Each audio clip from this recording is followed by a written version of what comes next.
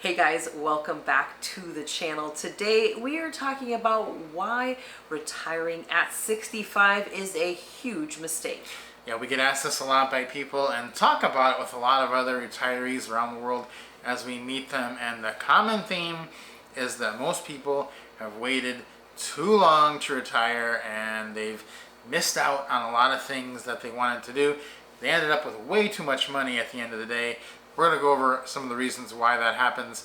But the first thing is, once you pass the age of 50, life starts to become more of a time question than a money question for a lot of people. And with every passing year, you are running out of time quicker than you are running out of money. Most people who wait until they are 65 to retire have tipped the scales way too conservatively and have lost precious time to work that they didn't intend to do. Yeah, and I think this is a challenge for people because they don't realize or even think about the fact that the time is running out faster than the money will run out. And you don't think about, kind of take into account things like your health, physical, mental, and just like things that you'll be able to do further down the line. If you're waiting till you're 65, you're giving up a lot of really good years there. Yeah, the next thing that's going to make a difference is your health.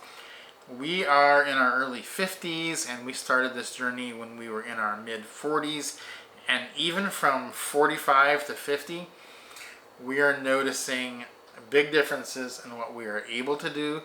Not only what we're able to do, but what we want to do, what we even want to attempt to do, and how much the long distance travel and the jet lag plays with our bodies when we do travel. So we're noticing huge differences.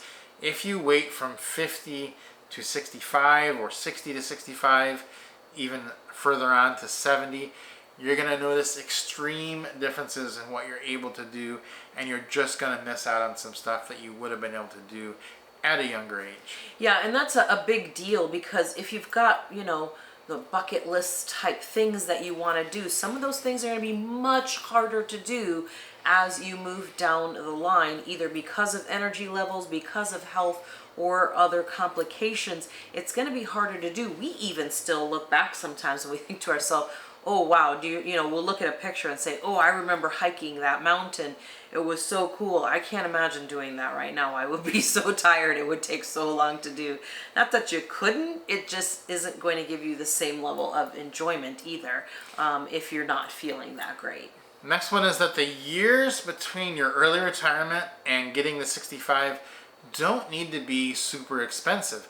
So you could easily travel the world on $40,000 a year, which is something that we have been able to pretty easily do.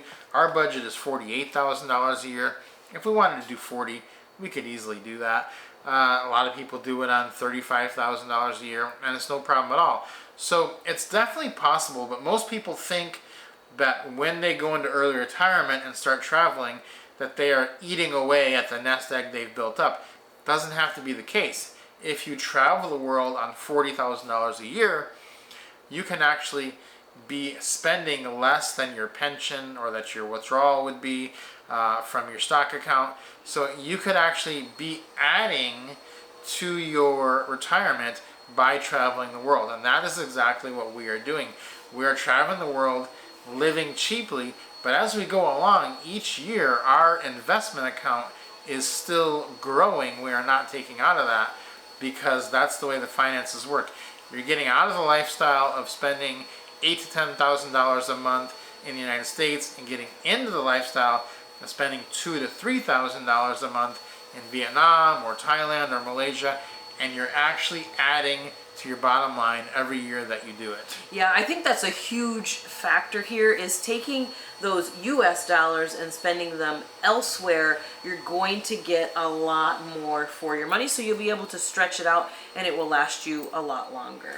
Yeah, it'll also take several years for you to see everything that you want to see and to be able to determine where you'll want to live long term overseas. So if you wait until you're 65 and then you say, okay, at 65, we're going to go start traveling the world and see what we like, you may not find it until you're 70, and you may give up before you've actually found it. when you start in your 50s, you have the time, you have the energy to go check every little corner of the world out and then really determine where you're going to want to live when you are 60.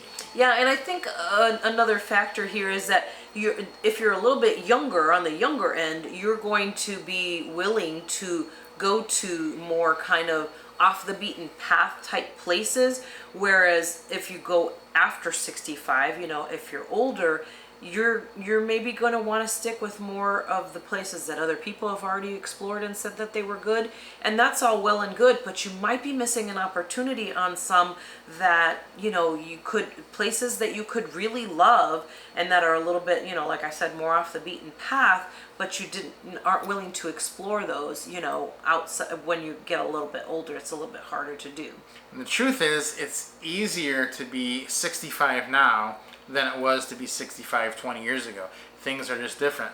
So what I mean by that is, if you're 65, if you become 75 and you've run out of money, it's easier to reduce your expenses. If you see you're not going to make it, you can reduce your expenses, you can spend less, you can even start making more, way easier than you could have 20, 30 years ago. So that makes it easier to not have to overestimate. Most of us are overestimating how much we need so that we don't run out of money, when in reality, if you feel like you're running out of money, you could just live somewhere cheaper.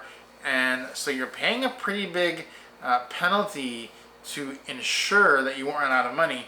You're giving up those best years of your travel life, which is from 50 to 60. Yeah, and I think again that's the issue is that people are doing their retirement calculations based on their current living conditions, and if you want to make that money, again, go a little bit farther, you can reduce your money that you're spending, but still have the same or even better in many cases living conditions in other places. Unfortunately for us and for everyone else, the system is set up for us to work until we can't even enjoy our retirement anymore.